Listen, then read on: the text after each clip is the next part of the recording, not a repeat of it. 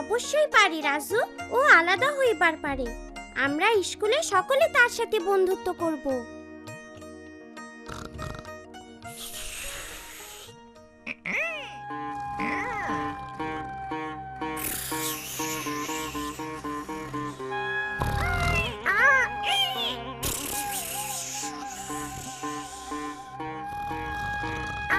চলে আসো মিঠু, চলে আসো।